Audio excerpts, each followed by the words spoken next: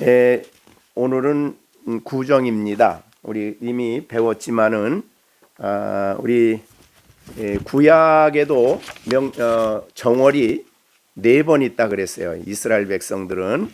근데 큰 정월은 2번 있고 나머지 둘은 11조 계산할 때에 정월을 지킨다 그랬는데 우리나라는 정월이 2번입니다. 그래서 신정, 구정이 있어서 이스라엘과 좀 비슷한 부분이 있긴 합니다. 어떻든 신정에는 제가 시편 31편 19절로 23절을 설교했습니다. 그래서 그 내용은 하나님께서 하나님 백성에게 주시는 놀라운 진리를 말씀을 드렸습니다. 다시 한번 정리해 보면 하나님께서 자기 백성들에게 은혜를 베풀어 주신다. 그래서 백성들이 여호와를 경외하는 백성들이 은혜를 받으며 살아가야 되는데 그 은혜가 어찌 그리 큰지요? 라고 해서 은혜와 관련되어서 하나님이 약속을 주셨습니다. 그게 19절입니다. 21절에는 하나님의 놀라운 사랑을 우리에게 보여주신다 그랬습니다. 그래서 그의 놀라운 사랑을 내게 보이셨음이로다. 그래서 두 번째는 하나님의 사랑에 대한 말씀이었습니다. 세 번째는 주께서 나의 간구하는 소리를 들으셨습니다. 그래서 여러분이 2023년도 하나님께 간구하는 것, 하나님이 응답해 주셔서 하나님이 나의 간구하는 소리를 들어주셨습니다 라는 고백을 하면서 살아가는 한 해가 되어야 될 것을 우리에게 말씀해 주셨습니다. 네 번째는 하나님께서 우리를 보호해 주실 것을 약속하셨습니다. 우리를 은밀한 곳에 숨기시고 비밀한 장막에 감추시고 우리를 이 험악한 세상에서 보호해 주신다라는 말씀을 하셨습니다. 그래서 하나님이 친히 우리의 보호자가 되시니 어떠한 위기와 위험으로부터 하나님이 우리를 지켜주실 것을 약속한 내용이 20절, 23절이었습니다. 그 다음에 이제 마지막 말씀은 여호와를 바라보는 우리에게 이 땅에 살아가는 우리들은 강하고 담대하라. 그래서 5가지 내용을 2023년도 우리에게 시편 31편 19절로 23절까지 해서 주셨습니다. 이 5가지 약속, 하나님은 신실하셔서 2023년도 여러분의 삶 속에 이 약속과 언약을 지켜주실 줄로 믿고 또 그렇게 해 주실 것을 축복해 주셨습니다. 자, 그러면 오늘은 구정인데 조금 다른 의미에서 이 2023년을 사랑하는 그리스도인들은 어떤 삶을 살아야 될까 하는 문제를 오늘 본문을 통해서 말씀을 증거하고자 합니다. 사실은 이 본문은 바울 사도가 빌립보 교회를 위해서 하신 말씀인데 빌립보 교회에서 이 바울 사도에게 헌금을 보내왔습니다. 그런데 어떻게 보내왔냐면 바울 사도가 로마의 감옥에 갇혀 있다는 소식을 빌립보 성도들이 듣고 그들이 정성을 다해서 헌금을 준비해서 그 교회에 충성스러운 일꾼인 에바브로디도를 보내게 됩니다. 그래서 에바브로디도가 빌립보 교회에 헌금을 준비한 것을 가지고 바울 사도에게 가서 헌금을 전달하게 됩니다. 그래서 바울은 이제 그것에 대해서 감사를 표현해야 되는데 특히 에바브로디도가 긴 여행에 아마도 로마에 와서 죽을 병에 걸렸다 그랬어요. 그래서 2장 27절에 보면 그가 병들어 죽게 되었다라고 했습니다. 그런데 이 바울 사도가 볼 때 참으로 근심입니다. 주의 일을 하러 왔다가 죽게 되었으니 얼마나 근심이 되겠습니까? 그래서 바울도 근심으로 기도했고 그 소식이 또 빌립보 성도들에게 알려졌으니 빌립보 성도는 일꾼을 보냈는데 가서 로마에서 병들어 죽었다. 그러면 얼마나 기가 막힌 일이에요. 그래가지고 그 교인들도 기도하고 그래서 이 에바브로디도는 자기가 죽을 것 근심한 게 아니라 자기 때문에 시험들을 빌립보 교회를 생각하면서 근심으로 기도했어요. 그랬더니 성경에 보니까 하나님이 이 근심을 다 해결해 주셨다. 그 뭐예요? 에바브로디도가 죽을 병에서 치료가 됐다. 그런 뜻이 이제 2장에 나옵니다. 그런데 이 치료됐으니까 사실은 에바브로디도를 자기를 좀 곁에서 좀 도움을 받기를 원했는데 에바브로디도 때문에 근심할 빌립보 교회 성도를 생각하니까 에바브로디도를 빨리 보내야 되겠어요. 지금이야 뭐 통신이 많이 발달이 돼서 금방 왔다 갔다 하지만은 그 당시는 실제로 가야 돼. 그래서 건강을 회복한 에바브로디도를 빌립보 교회에 다시 보내는데 그 편에 지금 편지를 쓴 겁니다. 그게 빌립보서예요. 근데 빌립보서를 쓰면서 맨 마지막에 오늘 끝부분에서 그 헌금에 대해서 감사한 표현을 좀 해야 되겠어요. 그래서 이 표현을 하다가 하는 것이 이제 사실은 10절부터 20절까지 전체 내용이에요. 그런데 바울은 이 헌금 때문에 내가 어려운데 헌금을 받아서 기쁘고 감사하지요. 그런데 이것에 대해서 혹시라도 오해할까 봐서 바울 사도는 10절부터 13절까지 말씀을 한 것입니다. 굉장히 조심스럽게 이야기를 하고 있어요. 자, 우선 10절을 봅니다. 내가 주 안에서 크게 기뻐함은 너희가 나를 생각하던 것이 이제 다시 싹이 남이니, 그러니까 또한 너희가 또한 이를 위하여 생각은 하였으나 기회가 없었다. 그 말은 뭐예요? 바울을 돕고 싶었지만은 도대체 바울이 지금 어디 가서 일하는지 어디가 있는지 알 수가 없는 거예요. 그래서 이 헌금을 보내주지 못하고 있다가 로마의 감옥에 있다는 소식을 듣고 에바브로디도를 보낸 겁니다.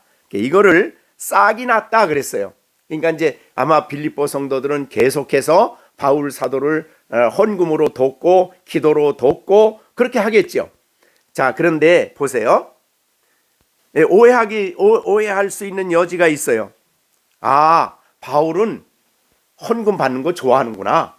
이런 오해를 할까 봐서 지금 바울은 10절 얘기를 하는 거예요. 자, 자기를 생각해 준 것 참 감사해요. 바울이 생각할 때. 그리고 그것은 참으로 고맙고 기쁜 일이에요. 그 다음에 이제 18절에 보면 내게 모든 것이 풍부한지라 에바브로디도 편에 너희가 준 것을 받음으로 내가 풍족하다. 그러니까 조금 헌금 보낸 게 아니라 굉장히 많이 보낸 것 같아요. 액수는 적지 않았지만. 그런데 바울은 뭐라고 그래요? 이것은 받으실 만한 향기로운 제물이다. 그러니까 내가 받았으니까 풍족하다. 그게 아니라 이거는 하나님이 받으셨다. 그리고 하나님이 이거를 기뻐하신다. 이렇게 얘기를 했어요. 헌금에 대해서 오해하지 않기 위해서, 선교 헌금에 대해서 오해하지 않기 위해서 지금 이 말 하는 거예요.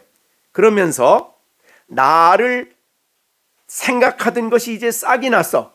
자, 싹이 나면 어떻게 돼요? 그 다음에 자라겠지요. 점점점 자라겠지요. 열매를 맺겠지요. 그런데 참 내가 기쁘다. 크게 기쁘다. 자, 바울 사도가 헌금을 받고 자기를 도와준다는, 계속 싹이 나서 자기를 헌금으로 돕고 기도로 돕는다는 그 소식 때문에 크게 기뻐했을까요? 어떻게 생각하세요? 자, 오늘 본문 보세요. 내가 크게 기뻐한다 그랬는데 그렇게 말하지 않고 주 안에서 이런 말을 하고 있어요. 주 안에서. 그러니까 당신들이 나를 생각해서 헌금해 준 것 참 감사한 일이다. 참 기쁜 일이다.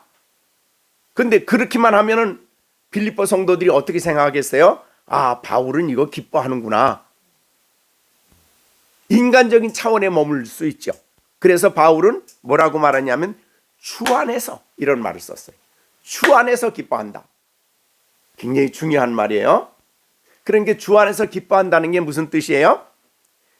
지금 여러분의 마음에 나를 도울 수 있도록 감동을 일으키신 분이 주님이시다. 그리고 에바브로디도가 여기 올 수 있도록 도와주신 분이 주님이시다. 여러분들이 나를 위해서 행한 모든 일은 그 가운데 주님이 행하셨다. 그래서 주 안에서 한 일이다. 그러기 때문에 나는 크게 기뻐한다. 이런 얘기를 한 거예요. 굉장히 중요하죠. 자, 여러분들이 지금 우리가 이스라엘 선교사를 돕고 또 북우간다 선교사를 도와요. 그럼 그 받는 선교사님이 야, 헌금 들어왔네. 아, 좋다. 이게 아니라 이 말이죠. 우리들의 마음을 감동시키고 우리들이 어려운 가운데서도 헌금에 동참할 수 있고 그 교회를 기도할 수 있게 하신 이 모든 일을 누가 하신다는 거예요? 주님이 하신다고 말이죠. 이게 주 안에서 이루어지는 일이라 이 말이죠. 그래서 이 일을 이루시는 주님께 대하여 크게 기뻐한다는 말을 쓴 겁니다. 바울 사도가 크게 기뻐한다는 말은 아주 독특할 때 써요. 언제 쓰냐면 하나님이 역사하시는 것을 볼 때에 크게 기뻐한다는 말을 성경에서 여러 번 씁니다. 자, 그러면 바로 주님 안에서 주님이 역사하는 가운데 선교 헌금이 이루어져서 내가 그 일을 받았으니 나는 너무나 기쁘다. 왜? 주님이 그렇게 하셨으니까. 이렇게 표현을 한 거예요. 자, 그래서 여러분 우리 올해 한 해를 2023년 한 해를 지나면서 우리는 사실은 예수님 안에 있지요. 우리가 이 요한복음 14장에서 우리가 말씀을 잘 배웠죠. 예. 그날에는 내가 아버지 안에 있고 너희가 내 안에 있고 내가 너희 안에 있는 것을 너희가 알리라. 우리는 그리스도 안에 있죠. 자, 2023년도 여러분은 이걸 아셔야 돼요. 나는 2023년도 나 혼자 살아간다가 아니죠. 누구 안에 있어요? 주 안에 있고 또 내 안에는 누가 계셔요? 주님이 계시고, 그래서 예수님과 연합된 삶을 2023년도 살게 되는 겁니다. 그리스도인의 삶이라는 것은 가장 신비로운 삶이에요. 왜? 주님 안에 있고 내가 주 안에 있는 삶이니까. 그래서 여러분이 이제 신앙인의 가장 큰 복을 우리가 표현한다면 내가 그리스도 안에 있다는 거예요. 그래서 그리스도 안에서 의롭다함을 얻고 또 그리스도 안에서 자녀가 되고 그리스도 안에서 아버지로부터 모든 복이 그리스도를 통해 우리에게 오고, 그러니까 그리스도 안에 있는 것만큼 그리스도인의 삶을 가장 요약한 말이에요. 그러니까 여러분이 아침에 일어나서 하루를 살고 하루의 모든 일을 이루는 모든 일 속에 다 예수님 안에서 이루어진다 그 말이죠. 그 다음에 또 여러분 안에는 누가 계셔요? 주님이 계셔요. 주님이 우리 안에서 역사하시는 거죠. 우리 안에서 감동을 주시고 감화를 주시는 거예요. 이것을 우리가 요한복음 15장에서는 뭘로 표현했어요? 포도나무 그 비유를 가지고 얘기했죠. 그러니까 여러분은 포도나무에 붙어있는 가지예요. 그러니까 우리 신앙인들의 우리 2023년도는 주와 상관없는 삶이 아니에요. 여러분은 그리스도 안에 계시고 그리스도는 여러분 안에 계셔서 놀라운 역사를 이루시는 한 해가 될 것이라 그 말이죠. 나 혼자 살아가는 삶이 아닙니다. 여러분이 아침에 일어나서 하루를 살고 학교에 가고 직장에 가고 모든 삶이 그리스도 안에서 이루어지고 있는 거예요. 그래서 이것을 우리는 기뻐할 수 있어야 된다. 크게 기뻐할 일이다. 우리가 이 세상에 사람들은 여러 가지 기뻐할 일이 있어요. 오늘 세배하면 뭘 받아요? 그래서 그게 기뻐요? 아니죠. 우리는 이 세배를 받을 수 있는 세를 우리에게 주신 주님께 기뻐할 수 있, 주님을 인하여 기뻐할 수 있, 그게 기뻐해야 되는 거예요. 이런 어머니를 주시고 부모를 주시고 이렇게 살아갈 수 있고 하나님 섬길 수 있게 하신, 이런 자리에 있게 하신 예수님, 그 하나님을 인하여 기뻐하는 그것이 우리의 큰 기쁨이라 그 말이죠. 자, 그래서 4절 보세요. 4장 4절 바울 사도는 빌립보 성도들에게 이런 표현을 써요. 4장 4절을 같이 읽어봅니다. 주 안에서 항상 내가 다시 말하노니, 그러니까 우리가 기뻐할 일은 주 안에 있기 때문이에요. 그것도 항상 기뻐하라 그래요. 항상. 여러분이 이 세상의 다른 어떤 것보다도 기뻐할 일은 내가 그리스도 안에 있는데 그리스도 안에서 하나님이 내게 주신 놀라운 선물들을 생각할 때마다 기뻐요. 가장 큰 기쁨은 그리스도 안에서 나를 의롭다 해주신 거예요. 그 다음에 그리스도 안에서 나를 자녀되게 해주시고, 그리고 자녀로서 하나님 나를 보살피시고 돌아보아 주시고, 이게 너무 큰 기쁨의 제목이에요. 자, 그래서 세뱃돈 받는 것보다 누가 더 기뻐해야 돼요? 정시온, 세뱃돈 받는 것보다 누가 더 기뻐해야 돼요? 주님이 더 기뻐해야죠. 예수님이 내 기쁨이 돼야죠. 그죠? 자, 그렇게 오늘 그리스도인의 삶은, 그리스도인의 진실한 참된 삶은 내가 그리스도 안에 있다는 것이 기쁨이에요. 그리스도 안에서 하나님이 내게 주신 선물들을 묵상하고 생각할 때마다 찬송이 되고 감사가 되고 기쁨이 되는 것이라 그 말이죠. 그래서 주 안에서 기뻐하라, 내가 다시 말하노니 기뻐하라. 그러면서 10절에 내가 주 안에서 크게 기뻐한다. 주님이 나를 위해 역사하셨으니까. 그런데 보세요, 바울은 지금 어디에 있다 그랬어요? 이 서신을 받을 때 감옥에 있어요. 감옥에. 뭐 그렇게 기쁠 일이 있어요? 감옥에서? 저는 로마에 아직 안 갔다 왔는데, 로마에 바울이 갇혀있던 그 지하 감옥을 가보면요, 엄청 습기가 많고 굉장히 있기가 힘든 곳이에요. 근데 그곳에서 바울의 쇠사슬에 매여서 감옥에 갇혀 있어서 하루도 아니고 지금 몇 년이 있는지 모르겠어요. 그리고 앞으로 죽을 수도 있는 그런 어려운 상황에 있는데 바울이 뭐가 그렇게 기쁘겠어요? 환경이 아니에요. 환경 때문에, 왜 내가 어떤 것을 좋기 때문이 아니라 주 안에서 나는 기쁘다. 크게 기쁘다. 이런 고백을 하게 된 것입니다. 우리 신앙인들의 기쁨이, 이런 기쁨이 우리 가운데 있게 되기를 간절히 바랍니다. 이 그리스도인의 삶이에요. 그러니까 세상 사람들은 이걸 몰라요. 그리스도 안에서 크게 기뻐하는 기쁨에 대해서 전혀 모릅니다. 자, 그들은 기쁨이 먹고 마시고 즐기고 쾌락하고 그게 기쁨이지만, 그런 기쁨은 다 지나가는 거. 있다가 없어지는 거예요. 그래서 전도에서 말한 대로 헛된 거예요. 그런데 그리스도 안에 내가 있다는, 주 안에 있다는 이 기쁨은 누구도 뺏어갈 수가 없어요. 로마 감옥에 있어도 뺏어갈 수가 없어요. 죽음까지도 뺏어갈 수가 없어요. 그리스도 안에 있는 큰 기쁨을 누리며 살아가는 것이 그리스도인이다. 이런 표현이에요. 자, 그 다음에 두 번째. 자, 11절입니다. 내가 궁핍함으로 말하는 것이 아니다. 그러니까 내가 궁핍하다가 여러분이 내게 선교 헌금을 보내줘서 풍부하게 돼서 내가 기쁘다, 이렇게 말하는 것이 아니라 이 말이죠. 자, 내가 궁핍함으로 여러분에게 지금 이 서신을 쓰는 게 아니다 하면서, 두 번째, 나는 어떤 형편에든지 자족하기를 배웠다. 어떤 형편에든지 자족한다는 말은 뭐네요? 만족한다, 그 말이죠. 이것이 자족이에요. 나는 어떤 형편에든지 나는 만족한다, 자족한다, 이 말이죠. 자, 이 만족한다는 말 자체도 어려운 거예요, 사실은.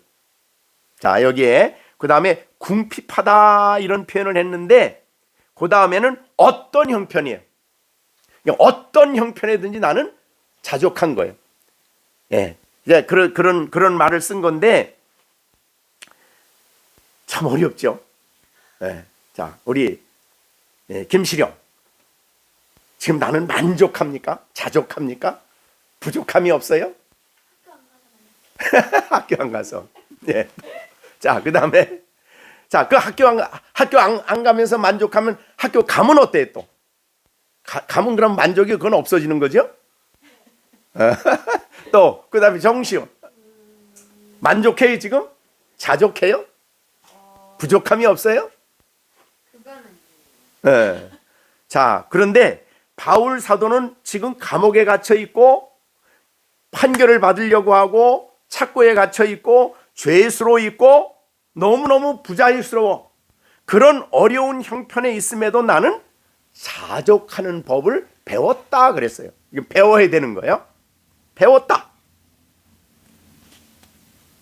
네, 이것이 그리스도인의 삶이라 그 말이죠. 그리스도인의 삶은 궁핍해도 자족해. 없어도 자족해. 어떤 형편이든지 나는 자족하는 법을 배울 것이다가 아니에요. 배웠어. 그래서 그 자족을 지금 누리고 있어. 그렇기 때문에 여러분이 선경금을 보내준 그 마음, 주님이 그 일을 행하신 건 너무나 감사한 일이지만 나는 그것 때문에 돈이 많아져서 만족하다는 뜻이 아니라 이 말이죠. 오해하기 쉬워서 이 말을 하는 거예요.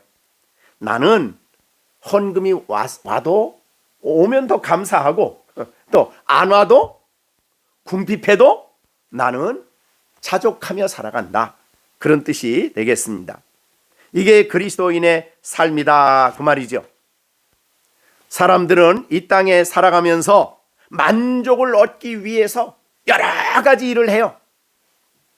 그런데 세상 사람들이 만족하려고 하는 그 소유, 내가 갖는 거, 내가 누리는 거, 이런 것을 만족하는 여러 가지 방법을 찾지만은 그 만족이라는 그 감정이 세상에서 주는 것들은 오래 가나요? 이따 금방 없어지나요? 금방 없어져요. 자, 학교 안 가는데 만족하는데 그게 계속 만족할까요? 학교 계속 안 가요? 학교 가면은 그 만족은 또 없어지는 거. 자, 우리가 이 땅에서 어떤 것을 갖는다고 하더라도 잠시 만족할 수 있지만 그건 잠시예요. 곧 없어지는 것들이에요. 자, 그래서 바울 사도는 그런 만족이 아니라는 거예요. 특히 소유에 있어서 더욱 그러합니다. 사람은 내가 이만큼 가졌으면 만족하겠다 그러고 가졌어. 그러면 그 사람은 그만큼 가지면 그것으로 만족하고 자족하는가요? 아니에요. 더 가져도 더 갖고 싶고 더 만들고 싶고 더 부자가 되고 싶고, 그래서 좀 가져도 만족은 일시적이고 또 더.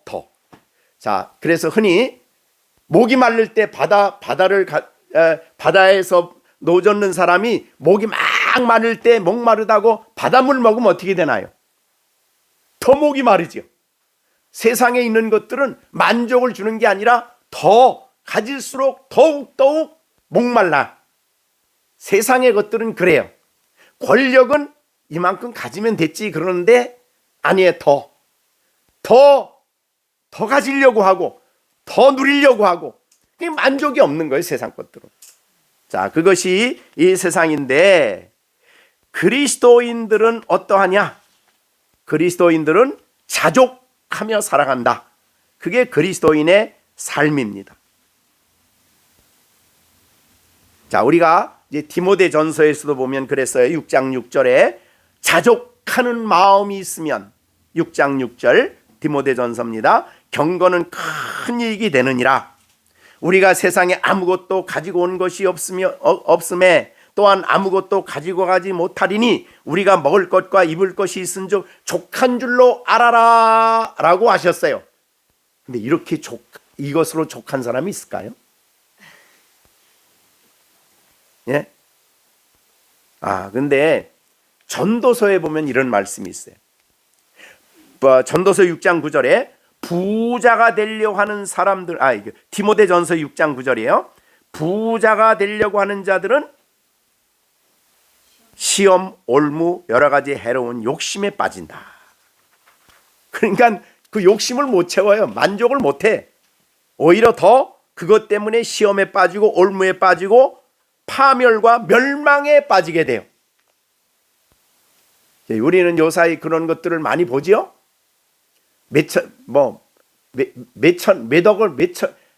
천억, 1조를 먹어도 만족이 없어. 그죠? 돈을 사랑함이 일만하기 거기서 다 나와 알고 보면. 자, 그런데 놀라운 거는 전도서 말씀입니다. 전도서 말씀에 보면은 그런 말씀이 5장 10절 이것이 여러분이 어떻게 생각하나 보세요. 전도서 5장 10절 은을 사랑하는 자는 은으로 만족하지 못하고 그 다음에 풍요를 사랑하는 자는 소득으로 만족하지 아니하나니. 진리 아니에요. 그래요 안 그래요? 자 보세요. 은이 그 당시엔 돈이죠. 돈을 사랑하는 자는 돈으로 만족이 안 돼. 아무리 가져도. 그 다음에 풍요. 자기가 원하는 풍요를 다 가져. 풍요를 사랑하는 자는 아무리 소득을 더 많이 가져도 만족이 없어. 그래서 이 모든 것이 헛되다라고 전도서 5장 10절에 말씀한 것이에요. 자, 그러니까 성도들은 그런 데 빠지면 안 돼. 그래서 나중에 돈을 사랑하고 풍요를 좋아하고 이런 데 막 빠져 살다가 나중에 내 인생은 헛살았다. 이렇게 살면 안 돼. 그리스도인들은 자족하는 비결을 배워야 돼요. 그런데 자족은 어떻게 가능하냐? 자족은 어떻게 우리가 가질 수 있느냐? 고린도후서 3장 5절에 해답을 주고 있어요. 고린도후서 3장 5절에 보면 우리가 무슨 일이든지 우리에게 난 것 같이 스스로 만족할 것이 아니니 우리의 만족은 오직이라 그랬어요. 하나님께로부터 난다. 우리의 만족은 오직 하나님으로부터 온다 이 말이죠. 하나님의 말씀이 우리에게 만족을 주고 그리스도 안에서 우리를 위해서 행하신 놀라운 은총들이 우리에게 만족을 주는 거예요. 그러니까 만족은 하나님으로부터 오는 것만이 만족을 해요. 그전에도 그런 말씀 잠깐 얘기했죠. 자, 사람들은 사랑에 목말라 하고 있어요. 사랑에. 그래서 이 세상에 제일 사람들이 자주 하는 말이 뭐냐면 사랑해요, 사랑해요, 사랑해요. 근데 아무리 사랑해요를 부르짖어도 그 사랑으로 만족을 못해. 왜? 우리의 영혼은 하나님의 사랑으로 만족하는 거지 다른 사람의 사랑 때문에 만족할 수가 없어요. 그러니까 하나님으로부터 오는 사랑, 하나님으로부터 오는 모든 은혜만이 우리의 영혼을 만족하게 해요. 그러니까 자족의 비결은 거기 있습니다. 하나님 떠나면 사람들은 자족할 수가 없어요. 자기에게 힘이 되고 자기에게 유익이 될 것이라고 생각하는 것을 끊임없이 찾아 방황하는 것이 인생이에요. 그렇기 때문에 우리는 우리의 만족은 오직이란 말을 했어요. 오직. 누구로부터 와요? 하나님으로부터 온다. 하나님으로부터 오는 것이 우리의 자족을 갖게 만드는 것입니다. 자, 그래서 우리는 이 인생을 살아가면서 하루하루 우리는 자족하며 살아야 돼요. 그래서 마태복음 6장 34절에서 예수님께서 그랬어요. 내일 일을 위해서 염려하지 말아라. 내일 일은 내일 염려할 것이요 한날의 괴로움은 그날로 족하다. 날마다 우리는 자족을 배우며 살아가는 사람들이에요. 아침에 일어났습니다. 우리는 아침에 일어날 때도 만족을 가지고 하루를 살아야 돼. 왜? 시편 90편 14절에 그랬거든요. 아침에 주의 그 큰 인자하심이 우리를 만족해 하시니. 그러니까 하나님의 사랑만이, 언약 안에 있는 하나님의 그 큰 사랑만이 우리를 만족하게 한다는 거예요. 아침에 일어나서 하나님의 인자하심을 깊이 묵상했어요. 하나님이 그리스도 안에 있는 나에게 그 큰 인자하심을 나타내시고 자비를 베풀어 주실 것을 깨달을 때 우리는 거기서 만족한다. 그것이 시편 90편 14절이에요. 우리는 일생 동안 즐겁고 기쁘게 하소서 그랬습니다. 이게 시편 90편은 모세의 글이거든요. 자, 모세는 애굽에 40살까지 애굽에 있으면서 왕자로 있었어요. 왕자. 굉장히 권력이 많았죠.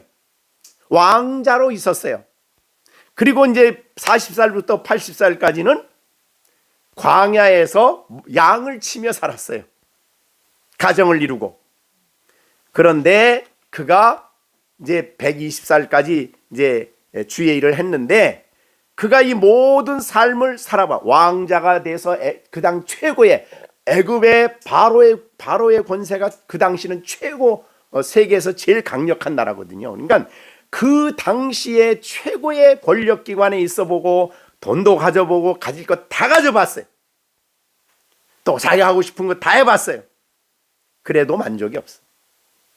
오직 주의 인자하심만이 우리를 만족해 한다고 모세가 고백을 한 겁니다. 자, 여러분은 만족은 다른 데 있지 않아요? 예, 하나님으로부터 온다. 하나님으로부터 오는 모든 것은 우리의 영혼을 풍성하게 하고 우리의 심령을 충족하게 하고 만족하게 할 수 있는 거예요. 자, 이 하나님의 은총으로 만족하고 사랑으로 만족하면 조금 있어도 없어도 그것 때문이 아니라 하나님이 내 안에 있어서 만족하는 거예요. 이거를 배워야 된다 그 말이죠. 그런데 이 바울은 이것을 배웠다 그 말이죠. 그러니까 이 자족함을 누구도 어떤 형편도 나에게서 뺏어갈 수가 없어요. 그러니까 여러분들이 이 세상에 있는 여러 가지 살아가는데 겪게 되는 형편을 가지고 서로 시기하고 분내고 다투고 그러지 마세요. 불평하지 마세요. 세상의 소유 가지고는 불평하는 게 아니에요. 그거는 있을 수도 있고 없을 수도 있고 그렇습니다. 그러나 우리의 만족은 오직 하나님으로부터 오는 이 만족을 가지고 사는 사람은 땅에 있는 게 좀 부족해도, 땅의 소유가 좀 부족해도 그것 때문에 불평하고 불만하고 다투고 싸우고 그러지 않아요. 그것 때문에 살아가지 않기 때문입니다. 자, 여러분은 올 1년 동안 날마다 이 자족의 비밀을 가지고 신앙생활하는 여러분들이 되시기를 바랍니다. 자, 우리가 부모가 자녀들에게도 너무 많은 기대를 하지 마세요. 우리의 자족은 하나님께 있어요. 우리 아이들을 양육하는 건 하나님의 권세 아래 있어요. 그러니까 너무 많은 것을 기대하고 그러다가 속상해하지 마시고 하나님으로 자족하며 살아가시고 아이들을 하나님께 맡기고 그런 비밀을 여러분들이 가지고 올 1년 동안 사시기를 바랍니다. 자, 그 다음에 12절입니다. 나는 비천에 처할 줄도 알고 풍부에 처할 줄도 알아 모든 일 곧 배부름과 배고픔과 풍부와 궁핍에도 일체의 비결을 배웠다. 이거는 자족과 좀 연결이 되는 말씀이긴 해요. 자, 사람이 비천에 처할 때는 비천이라는 건 낮은 자리.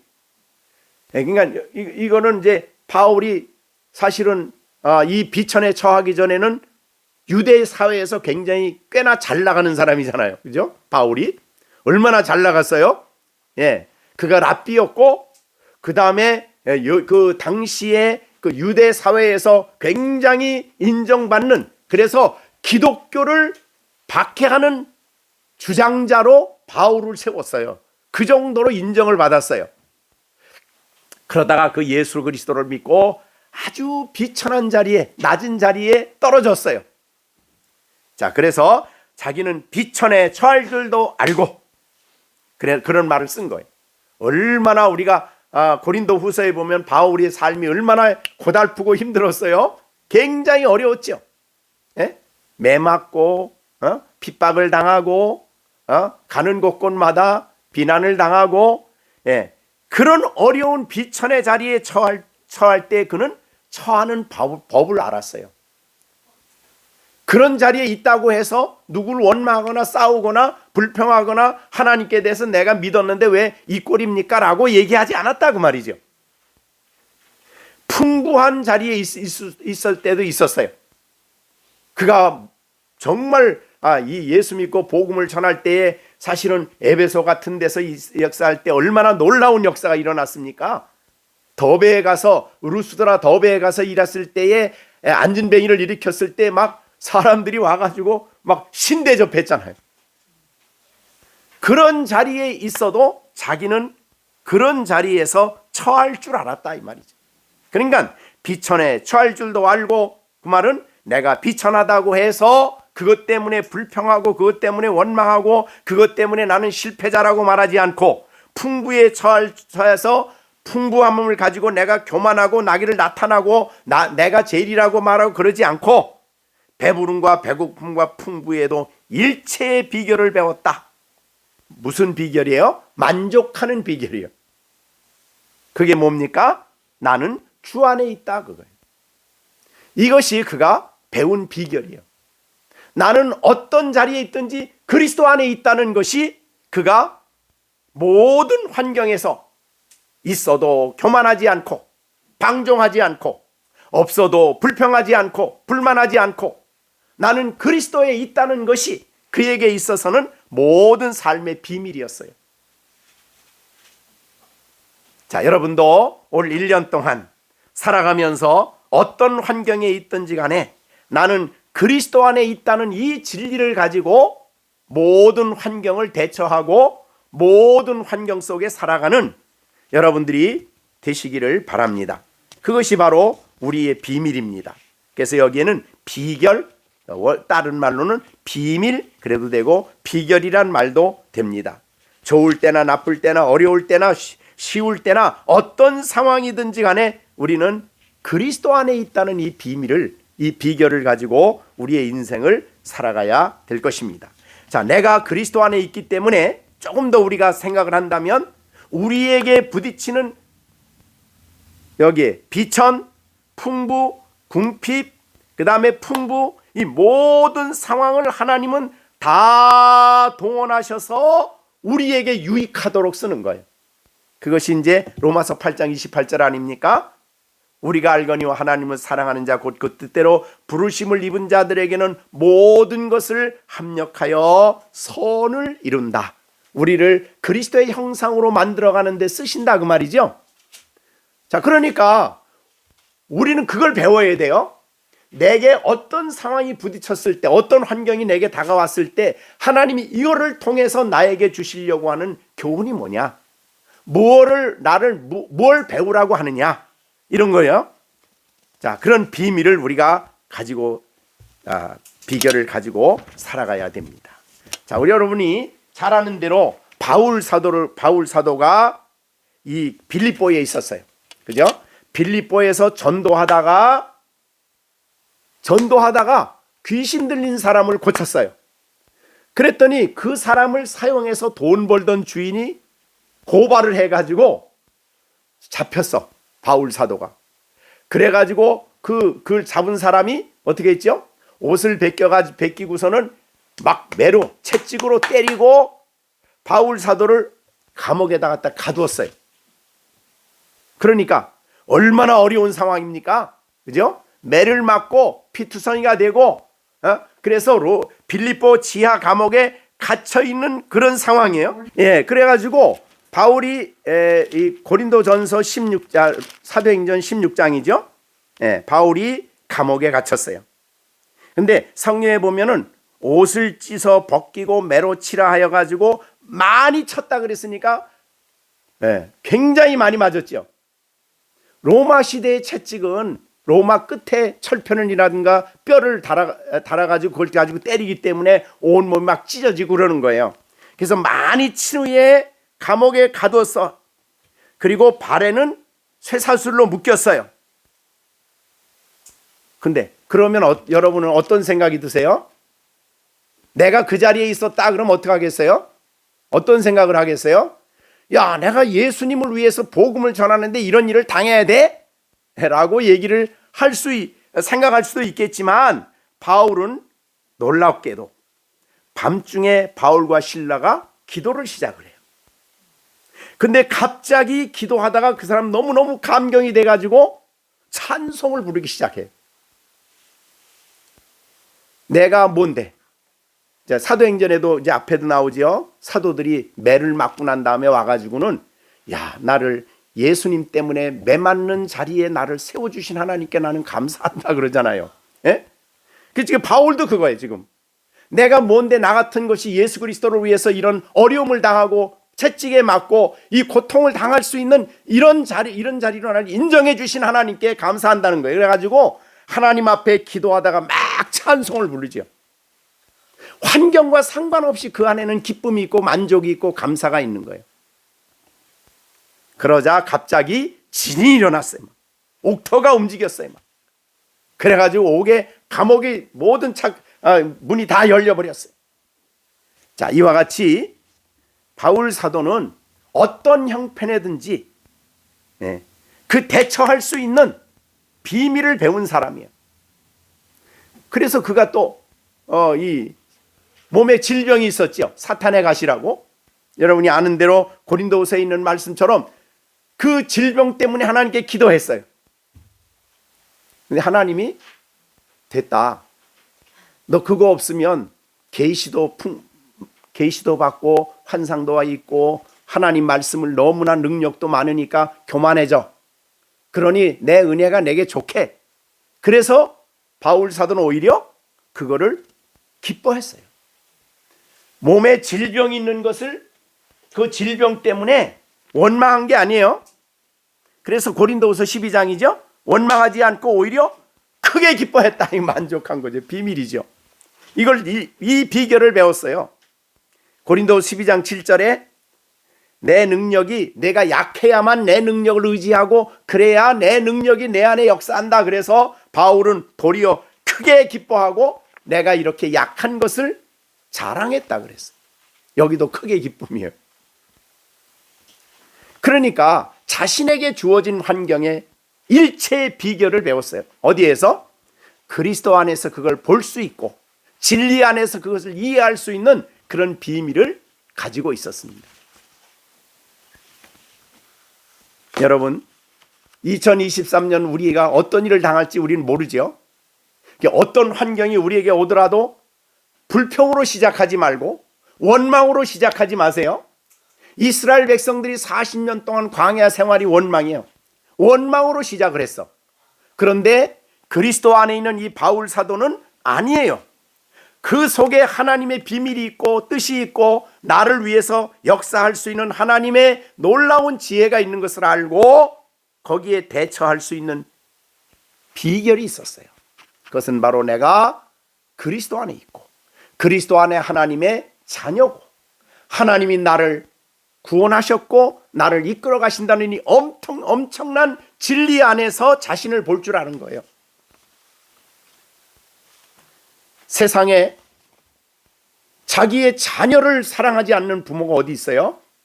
하물며 선하신 하늘 아버지께서 여러분을 그리스도 안에서 자녀로 삼아주셨는데 무관 우리에게 일어나는 것 하나님과 아무 상관없이 일어나는 것 하나도 없어요.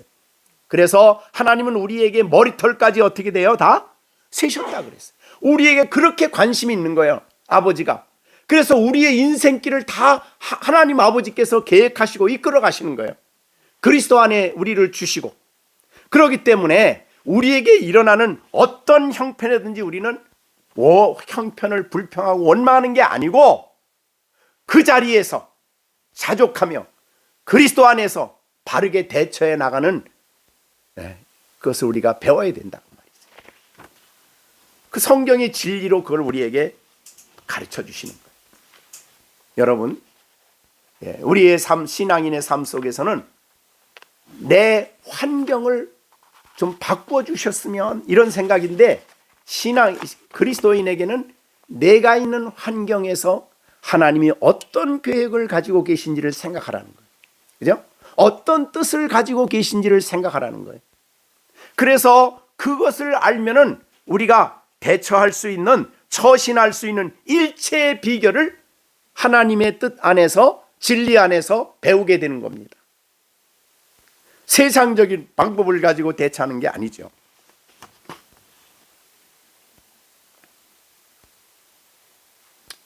그래서 바울은 고린도후서 12장 10절에서 그런 말을 했어요. 그리스도를 위하여 사는 데 있어서 약함, 능욕, 궁핍, 박해, 곤고를 기뻐한다. 그래, 기뻐한다. 도리어 나는 크게 이거 기쁘다. 가난한 게 크게 기쁘다. 이게 가난한 게 크게 기쁘다고. 그래야 나는 하나님만을 붙들고 산다 이 말이죠. 그게 내게 유익이다 이 말이지. 그러니까 신앙인들은 이런 일체의 비결을 그리스도 안에서 이해하고 받아들이며 살아간다 그 말이죠. 그 다음에 마지막으로 우리의 모든 어려움의 근본적인 치료책이 여기 있습니다. 13절이죠. 내게 능력 주시는 자 안에서 내가 모든 것을 할 수 있다. 이거 안 되나 보다. 잘 돼요 여기? 내게 능력 주시는 자 안에서 내가 모든 것을 할 수 있다. 여러분이 2023년 모든 것을 할 수 있을 거예요. 왜?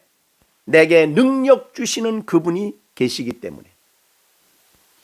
자, 이 말씀은 참 우리에게 아주 성도들에게도 많이 알려진 말씀이고 우리가 많은 데 적용되는 말씀인데 굉장히 오해하기 쉬운 말이기도 해요. 자, 여기 보세요. 내게 능력 주시는 자 안에서. 그럼 하나님이 우리에게 능력을 주시죠? 그러면 능력 주신다는 말은 내게 그 능력을 계속해서 공급해 주신다는 거예요. 자, 빌립보서 2장 13절에 앞에서 그런 말 했어요. 너희 안에 행하시는 이는 하나님이다. 빌립보서 2장 13절. 너희 안에 행하시는 분이 하나님이요. 자기의 기쁘신 뜻을 위하여 너희에게 소원을 두고 행하게 하신다. 자, 2장 13절이죠. 자, 우리 정집사님네 가정 5 식구가 사는 그 가정 안에 누가요? 하나님이 행하고 계셔요. 자, 우리 김집사님네 가정에도 하나님이 행하고 계셔요. 하나님이 외면하는 가정이 아니에요. 너희 안에 행하시는 분이 하나님이요. 어떤 분이냐? 여기 하나님이라는 말은 창세기 1장에 사용한 단어예요. 천지를 창조하신 그분이 여러분의 가정 안에서 역사하고 계시고 행하고 계셔요. 그런데 어떤 것을 위해서? 자기의 기쁜 뜻, 하나님의 기쁘신 뜻을 이루도록 가정 안에서 역사하고 계신다고 말이죠. 그런데 그 뜻을 이룰 때는 어떻게 해요? 여러분의 마음속에 소원을 주셔요. 소원. 그래서 여러분이 마음속에 하나님의 뜻을 이루고자 하는 소원, 선을 이루고자 하는 소원, 말씀을 성취하고자 하는 소원이 우리 마음속에 일어난 것은 하나님이 그런 소원을 주신 거예요. 그래서 너희 안에 소원을 일단 두시고 그거를 행하도록 하나님이 능력으로 여러분 안에 역사하신다는 거예요. 얼마나 놀라운 약속입니까? 자, 하나님은 빌립보서 1장 6절에서도 너희 안에 착한 일을 시작하신 그 하나님께서 예수 그리스도의 날까지 이루실 줄을. 그러니까 우리 믿는 성도 안에 계획하신 것을 예수님 오시는 그날까지 하나님은 이루어 가신다는 거예요. 그러면 이렇게 생각하면 하나님이 여러분을 외면할 수가 없어요. 그죠? 여러분을 결코 외면하지 않습니다. 왜? 자신의 선한 뜻을 이루기 위해서 여러분 안에서 지속적으로 관심을 갖고 역사하고 계십니다. 그래서 히브리서 13장 5절에서도 그런 말을 했어요. 내가 결코 너희를 버리지 아니하고 너희를 떠나지 아니하리라 하고 친히 말씀하셨다고 13장 5절에서 히브리서. 그러니까 여러분이 우리가 돈을 사랑하지 말고 있는 바를 족한 줄로 알아야 될 중요한 이유는 뭐냐? 하나님이 우리와 함께 계신다. 여러분 안 버린다는 거예요. 하나님 떠나지 않는다는 말이죠. 자, 그리고 여러분 안에서 능력을 주실 뿐만 아니라 그 능력을 행할 수 있도록 여러분이 그 일을 행할 수 있도록 도와주신다는 거예요. 자, 그런데 보세요. 여기에 능력 주시는 분이 하나님이시죠. 그런데 능력을 주시면은 그 능력이 일합니까? 내가 일을 합니까? 여기 보세요. 이걸 우리가 이 본문을 다시 잘못 이해하면 안 돼요. 내게 능력을 하나님 주셨어요. 난 가만히 있으면 그 능력이 일 다 해. 그거 아니죠. 그래서 본문에는 뭐라고 했어요? 내게 능력 주시는 자 안에서 내가 하는 거예요. 내가. 그러니까 하나님은, 예를 들자면 하나님은 어떻게 하셔요? 우리에게 능력 주셔서 우리의 머리로, 우리를 머리를 통해서 그리스도께서 생각하시고, 그러니까 우리가 생각하는 것까지도 하나님의 능력이 작용한단 말이에요. 우리의 음성을 통해서 그리스도께서 그의 말씀을 하시고, 설교자는 그렇죠. 제가 여기에서 지금 설교하는 것은 하나님과 상관없이 설교하는 게 아니에요. 하나님이 나를 통해서 친히 그 말씀을 하시는 거예요. 내가 설교하지만 하나님이 나를 통해서 그 말씀을 하신다는 거죠. 우리의 마음을 통해서 그리스도께서 사랑을 나타내시고, 우리의 손을 통해서 그리스도께서 다른 사람을 도우시는 거예요. 그래서 이 로마서 우리가 배웠지만 6장 13절 14절은 굉장히 중요해요. 잘 보세요. 6장 13절 14절. 너의 지체를 불의의 무기로 죄에게 내주지 말고 오직 너의 자신을 죽은 자 가운데서 다시 살아난 자 같이 하나님께 드려라. 너 자신을. 그 다음에 14절. 죄가 너를 주장하지 못하니, 다시 보겠습니다. 13절. 너의 지체를 불의의 무기로 죄에게 내주지 말고 오직 너의 자신을 죽은 자 가운데 다시 산 자 같이 하나님께 드리며. 그러니까 자신을 드리는 일과 지체를 드리는 일이 구별되어 있죠. 그죠? 13절. 굉장히 중요한 구분입니다. 자, 우리 자신을 죽은 자 가운데 살아난 자 같이 하나님께 드리고, 그 다음에 자신을 먼저 드리고 13절. 너의 지체를 의의 무기로 하나님께 드려라. 지체가 따로 나와요. 지체는 뭐라고 그랬어요? 그 전에 우리의 손, 발, 우리의 생각, 우리의 지정이, 우리에 있는 모든 은사, 우리가 있는 모든 것 다 포함하는 거예요. 근데 그걸 하나님이 쓰셔서, 그걸 통해서 하나님이 능력으로 우리 가운데 일하신다는 거예요. 우리에게 하나님이 은사를 주시고 그걸 사용하셔서 하나님이 거기에 능력을 주셔서 그 은사가 일하게 하신다 그 말이죠. 그래서 오늘 본문에 있는 말씀은 우리의 신앙생활에 있어서 굉장히 중요한, 그래서 내 안에 거하시는 그리스도께서 우리에게 다양한 능력과 기능들을 사용하셔가지고 우리 가운데 우리를 쓰셔서 일하신다 그 말이죠. 자, 여러분이 이제 주일학교 우리 아이들을 가르쳐요. 하나님 떼놓고 나 혼자 가르치는 게 아니에요. 하나님이 준비하는 과정 속에 능력으로 역사하셔서 생각하는 것, 또 정리하는 것, 모든 준비하는 것, 그 속에 역사하셔서 나를 통해서 주님이 그 일을, 애들을 가르치신다 그 말이죠. 이거는 우리가 교회 생활이나 모든 생활이나 우리가 직장인은 직장에서 또 학교에서 아이들이 공부하는 모든 삶 속에 적용이 되는 말입니다. 그래서 뭘 하든지 우리는 하나님 앞에 어떻게 하라고 얘기하십니까? 기도하라고 하는 거예요. 그죠? 그래서 이 빌립보서 4장 16절에 아무것도 염려하지 말고 다만 모든 일에 기도와 간구로 그랬습니다. 모든 일이에요. 모든 일. 자, 2023년 여러분들이 모든 일을 할 때에 내가 하겠다 그러지 마시고 내게 능력 주셔서 하나님이 내 안에서 나를 통해 그 일을 행하시옵소서. 우리가 그러기 때문에 모든 일을 기도와 간구로 너의 구할 것을 감사함으로 하나님께 아뢰라 그랬습니다. 그러니까 염려되는 것들이 다 기도로 바꿔져야 돼. 그럼 주님께서는 우리 안에 우리를 통해서 그 일을 하신다 그 말이죠. 그래서 능력 주시는 그분이 우리 안에 거하신다. 우리가 얼마나 이 능력이 어떤 능력입니까? 얼마나 놀라우신 능력입니까? 이것이 바로 예수님을 사망에서 부활하게 하신 능력입니다. 자, 그래서 갈라디아서 3장에 보면 그런 말씀을 했어요.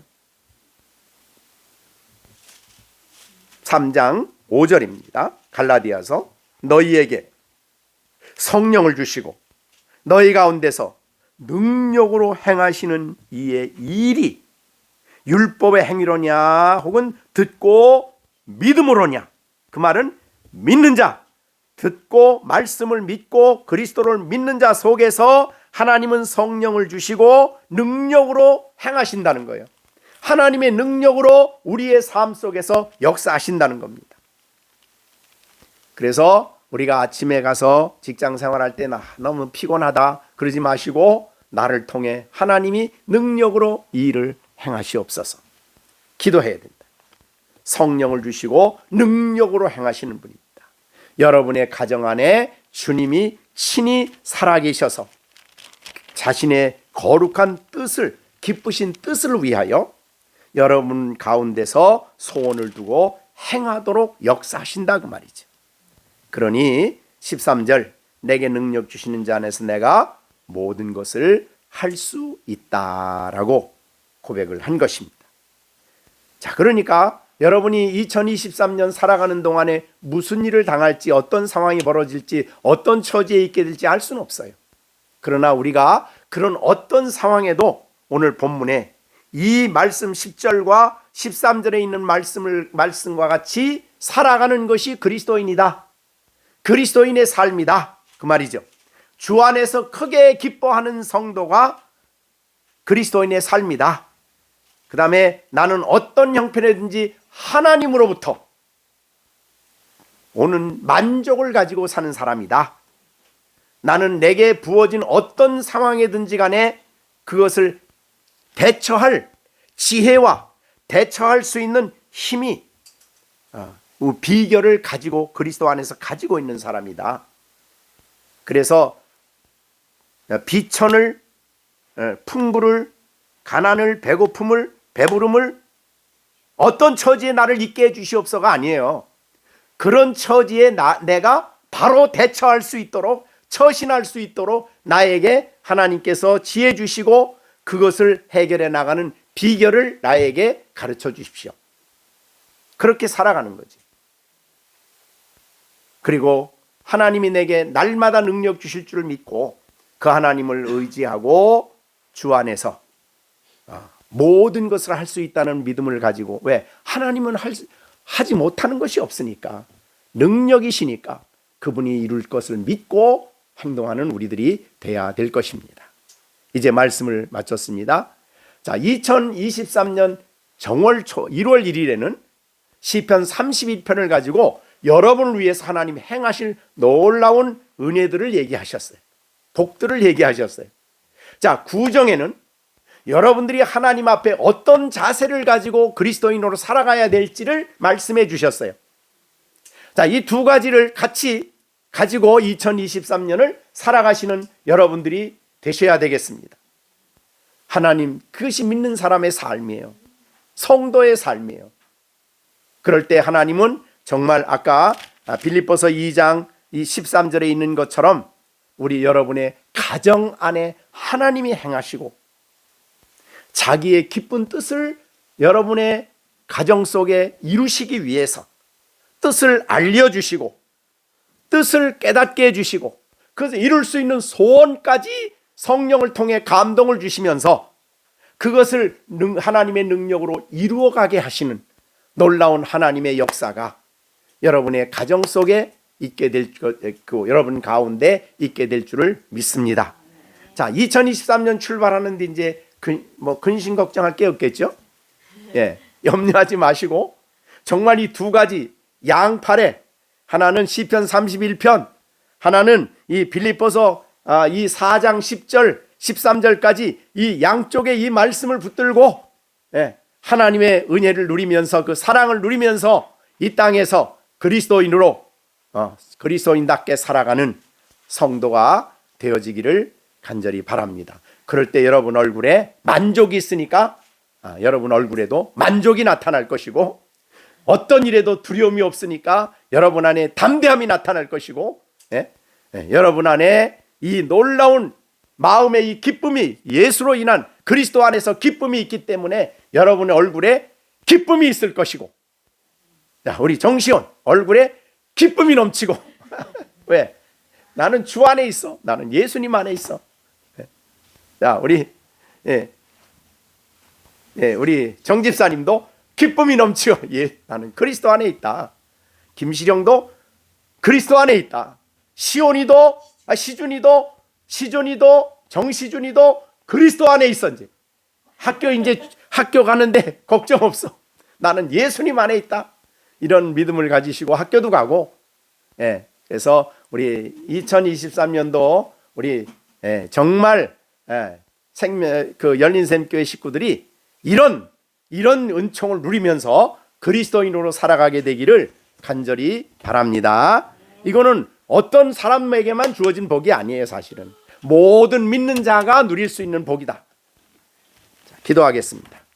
하나님 아버지, 감사합니다. 오늘도 저희들에게 이 빌립보서를 통해서 그리스도인의 삶이라는 것이 어떤 것인가를 바울을 통해 우리에게 보여주셨습니다.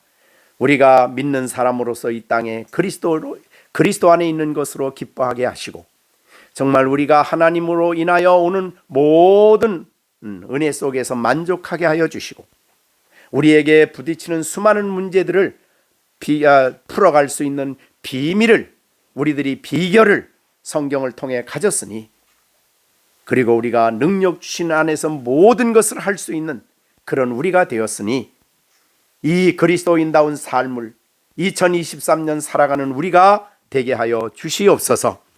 우리가 환경에 매이지 않게 하시고, 또 환경 때문에 낙심하거나 좌절하지 않게 하시고, 두려워하지 않게 하시고, 우리가 주 안에서 이 놀라운 축복을 누리며 그리스도인으로 이 땅에 살아가는 우리가 되게 하여 주시옵소서. 바울 사도가 그 어려운 질병을 가지고도 크게 기뻐했고, 바울 사도가 감옥에 있으면서도 만족했고, 자신만 만족한 것이 아니라 오히려 자신을 위해 염려하는 빌립보 성도들에게 너희가 주 안에서 기뻐하라는 말씀을 주신 것처럼, 우리가 예수 그리스도 안에서 이 누리는 기쁨을 가지고 하나님 앞에 살아가는 우리 열린샘 가족 식구들 다 되게 하시고, 하나님 이 땅에 있는 모든 그리스도인들이 될 수 있게 역사해 주시옵소서. 하나님 앞에 좀 더 많은 것을 갖고자 하는 목마름 때문에 근심하거나 그것 때문에 만족하려고 하지 않게 하여 주시고, 그것이 있으면 만족할 것이라고 생각하는 어리석음에 빠지지 않게 하여 주시고, 오직 하나님으로 만족하는 우리 모든 성도들이 되게 하여 주시옵소서. 돈이 금을 사랑하는 자는 금으로 만족함이 없고, 풍부로 만족하려고 하는 자는 그것으로 만족할 수 없다고 했으니, 헛되고 헛된 것을 추구하지 않게 하시고 날마다 하나님 안에서 누리는 이 만족을 누리면서 주 안에 살아가는 우리 모두가 되게 하여 주시옵소서. 올해 이렇게 또 시준이가 새롭게 초등학교를 가게 되었습니다. 하나님 아버지, 주님이 동행해 주시고 그리스도 안에서 잘 학교 생활 적응할 수 있도록 하나님께서 지혜와 총명을 주시고 하나님이 함께 해 주시옵시기를 간절히 바라옵고 원하옵나이다. 하나님 아버지, 이번 주에 겨울 성령학교가 있습니다. 은혜 가운데 잘 준비되고 하나님이 그 가운데서 행하시고 역사하는 귀한 겨울 성령학교 되게 하여 주시옵소서. 그래서 준비하는 모든 사람들에게 하나님이 함께 역사해 주심으로 하나님의 뜻 가운데 참 은혜스러운 우리 겨울 성령학교 될 수 있도록 하나님이 역사하여 주시옵소서. 예수님의 이름으로 기도하옵나이다. 아멘. 이제는 우리 주 예수 그리스도의 은혜와 하나님 아버지의 사랑과 성령의 교통 감화 인도하심이 주 안에 크게 기뻐하며 하나님으로 자족하며 일체에 처하는 비결을 가지고 하나님의 능력 안에 살아갈 것을 다짐하는 우리 모든 성도들 가운데 이제로부터 영원토록 함께 계실지어다. 아멘.